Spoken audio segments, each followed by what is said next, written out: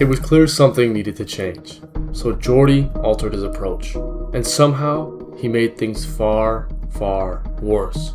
This is just one of the pieces of evidence in the world's hatred of Kwebbelkop's AI counterpart. One he used for 3 long years in the hope to help his burnout and pave the way for the future. But everyone saw through the lies and greed. Video after video was a repeat of the last AI facing a new problem or reacting to a new video. It poured his reputation down the drain, brought the viewers along with him, and made many longtime fans feel betrayed by the shift away from the authentic, energetic person that built the channel. But in the darkness, there was hope. Hope that Kwebbelkop was not all lost, and the old, charismatic, and fun version of him was still in there somewhere. In January of 2026, just that happened. Kwebbelkop finally announced that he would be returning as the live host of his main channel, with no more AI. Yeah guys, I'm absolutely done with this AI shit. I'm so sorry for this arc. This was honestly a terrible arc. But is it too late? Let's find out.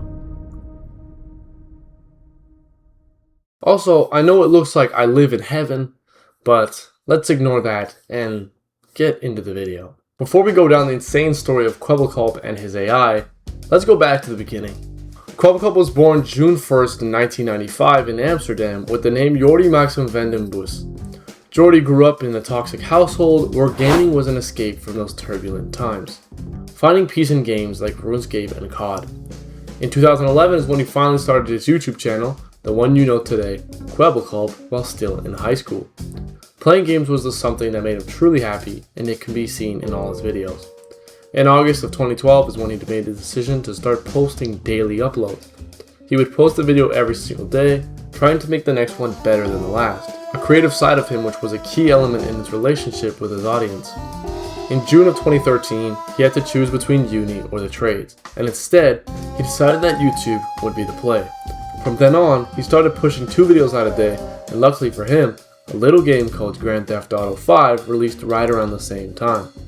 He fell in love with the game, and so did his viewers, watching him do hilarious stunts. But the main views and his channel's blow up didn't come until he started Robust, a group of YouTubers who would all play together and record. This group originally consisted of Kwebbelkop, Cody Brown, and Equib, but soon the group shifted to the 3 we all know well today, Kwebbelkop, Jelly, and Slogoman. The group became integral to their joint growth. When one member's video would go viral, the rest would achieve some more of the success.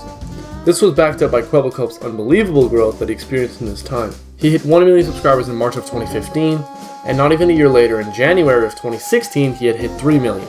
But then, he went from gaining those 2 million subs in a year to achieving it in 6 months, reaching 5 million by July of that same year.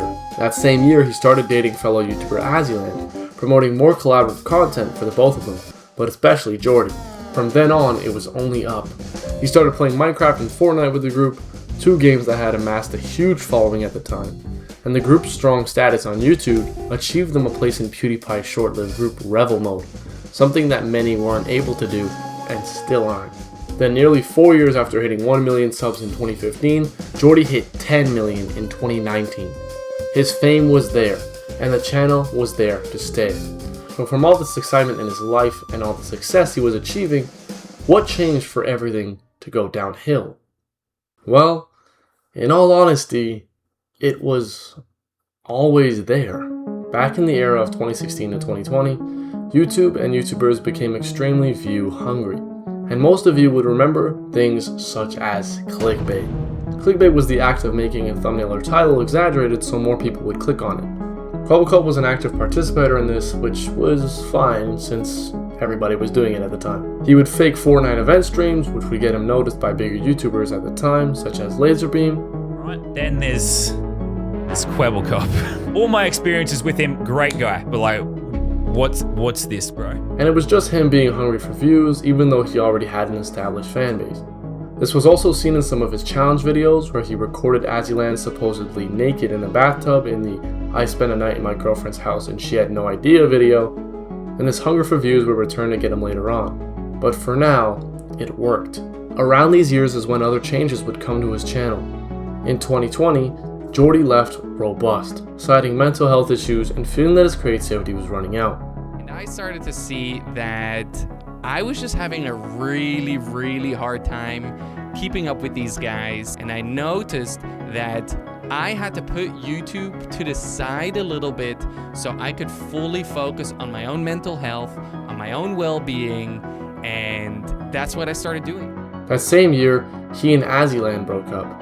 Basically, two of his major collaborating partners, Azzy and the group, were now out of his life.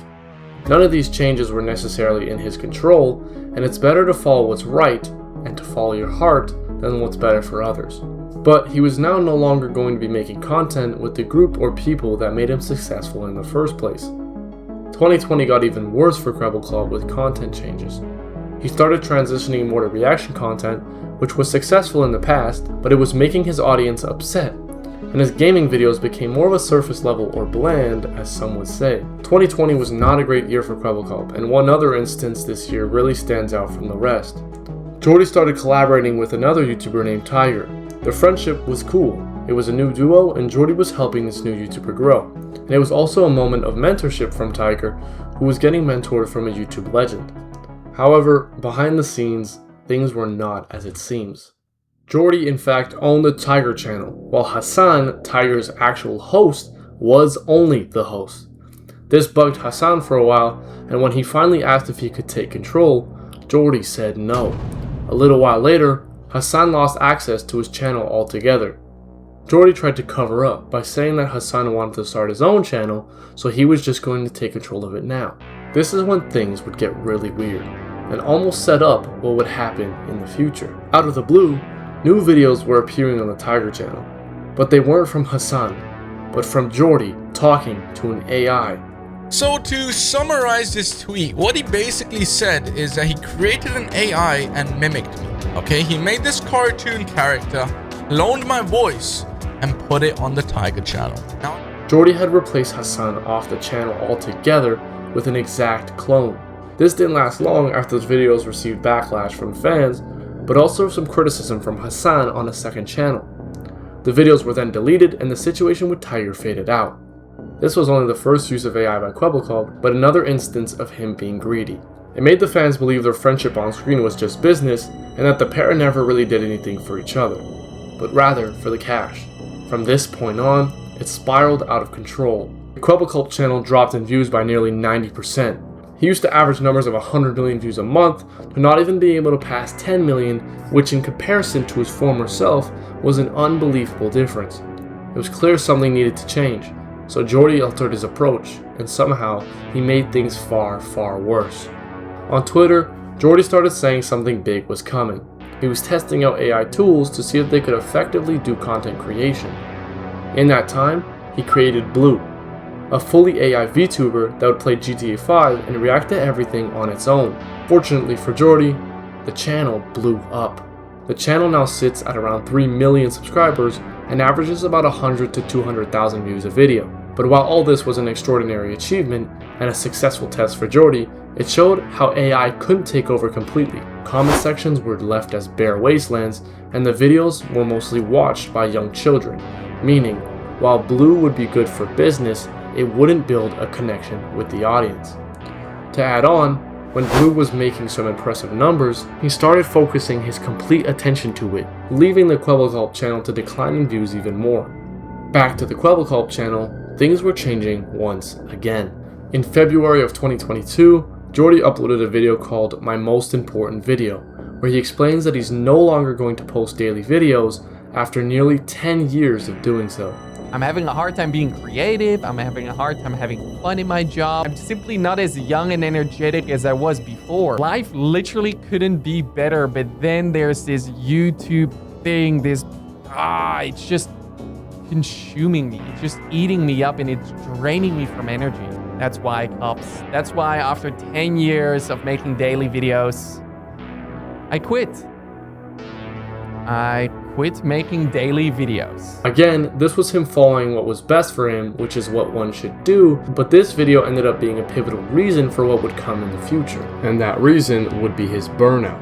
Nearly all these different things that I've mentioned now are all things that led to his fall off. The low views, the burnout, and the success from an AI channel are all what led him to making the next step. A year later, in August of 2023, he released something that would change his reputation forever. Kwebbelkop AI. It was a fully functioning AI that could react to and play games completely by itself. Whoa, whoa, whoa, whoa, whoa, whoa, whoa, whoa, whoa, whoa, whoa, whoa. His goal was to scale content creation, avoid burnout, which became a problem to him recently, and build a digital legacy that could run indefinitely without his direct involvement. This included fully AI-generated scripts, voice animation that would match Jordy's, and the editing itself. The animation's physical likeness and speech are generated by code analyzing Jordy's past behavior, meaning that the real Jordy is nowhere to be found. The fans would be watching a video of what a computer thinks Jordy is like, not the creator himself. For all his work put in, however, the fans absolutely hated it. It was a humiliation at its finest, and nobody seemed to enjoy it. For him, it was a new passion project, and an aid to the creativity that he felt he lost. He continued to work past the criticism and dug deeper, focusing more on his AI clone. Jordy saw the business side of things rather than his own reputation and audience, releasing this video a month later. Would have never imagined anything better than this, and I wouldn't trade this in for anything in the world. But even a dream job can't stop me from growing up and growing older. Oh, I decided to clone myself. I decided to make a virtual version of Kwebbelkop. However, I made a mistake. I thought that Kwebbelkop AI would be accepted and embraced. So let me just say, everyone has ever said about Kwebbelkop AI has been heard. Every bit of criticism. That's why we decided to train a brand new Kwebbelkop 2.0 model with every bit of feedback we've received. Every second you've been watching of this video so far has been completely AI generated. The Kwebbelkop you're seeing on the screen right now is not really me. A fake apology. It was a victory in Kwebbelkop's eyes, while in reality the humiliation just continued. Another video in an attempt to promote more AI. He fully believed in this plan, stating that I believe 99.9% of influencers will be generated by AI within the next 10 years. But when the hate got even greater, he started trying to win over his audience again, with no real success. A lot of people seem to hate on Kwebbelkop AI. It's soulless. No one will ever watch AI content. Gonna say this one final time. Kwebbelkop AI is not 100% AI. So all the comments about how soulless it is, how it's AI, makes you look really stupid. Remember when everyone called me crazy for making an AI Kwebbelkop? Who's laughing now? This reflects off how he felt that his AI videos were performing well, but it was actually just people coming to see how absurd an AI creator really is. For the next 2 years, this was his lifestyle. He would push out a bunch of videos that would mostly perform below 50,000 views, and his YouTube, TikTok, and Instagram were flooded with AI videos. Kwebbelkop stopped making headlines, and he faded away not to return. But in the darkness, there was a glimmer of light. You could see it. Hope. In 2024, after months of AI content, all of a sudden, it was gone. Jordy had seen the comments and removed all the AI content on his channel for good. While there would be Kwebbelkop AI channel released, this was a step in the right direction. Then, late that year, he reunited with Jelly, his old friend and member of Robust, and started doing human content again. His TikTok and Instagram were still full of AI content, but good work was being done. This continued until 2025, when this was released. Hey everyone, Kwebbelkop AI was terminated. I received an email from YouTube stating that 14 Kwebbelkop AI videos were in violation of some of YouTube's policies. Before we were even able to appeal these striked videos, the entire channel was terminated. After receiving 14 channel strikes, the Kwebbelkop AI channel was going to be terminated. For Kwebbelkop, it was a blow that he faced, since it was a passionate project that he fully felt he could pursue. This is the authentic me! How much more me do you want? This is what I wake up for. This is what drives me. I am so deeply passionate about this project and making this project fun, successful, and entertaining. For his fans, however, it was another win. This is something that it looked like he was truly passionate about. He's now even speaking at live events talking about AI innovations and just how this could be used for social media later on. Jordy was returning, piece by piece, to his channel and without any AI. These few steps have been quite the journey, but one thing finally put an end to Kwebbelkop AI videos. A TikTok meme. I'm not joking. A single TikTok meme brought back Kwebbelkop, or it was more of a perfect timing event. In January of 2026, he announced that he would be returning as the live host of the Kwebbelkop channel, bringing some of the best people in the industry to relaunch it again. Then, a streamer known as Your Rage blew up, and his laugh sounded very familiar.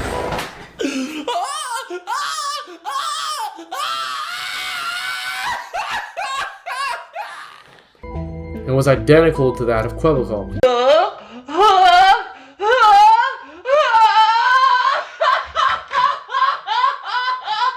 And the opportunity that Jordy needed to bounce back was presented to him. TikTok, Instagram, and YouTube saw a sudden influx of human videos. So, the battle is over. It is a monumental moment in YouTube history. A return that no one fully expected, that is just in its beginning. We will never know where this will go in the coming times. AI was something he was truly passionate about. But seeing this story take place, it seems that Jordy is only really interested in what business is like versus what audience really wants to see. Is this just another attempt at greed, business, and hunger for views? Or is he 100% returning just for the love of the game? And after hearing this story, what do you think? Will it work?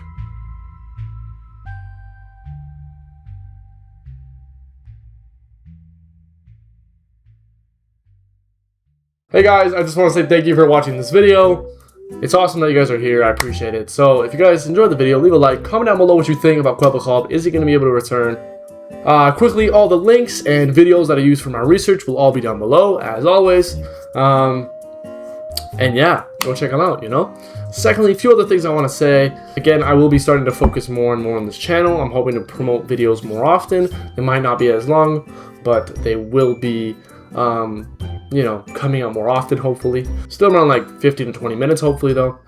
The second channel, obviously, I'm going to try to start using it a little more again. I want to either just start posting short films or just start posting vlogs, anything that you guys want to see just, you know, in my life that I never ended up posting. Granted, I don't really want to touch it because I like how it's like that whole gaming thing, so maybe I'll make another channel just for the love of the game. But yeah, that is all I gotta say, guys. I hope you guys have a fantastic week, have a fantastic life, have a fantastic day. Be kind, people. There's no need to be freaking mean. And that is all, guys. Hope you guys have a fantastic day. Alright? Goodbye!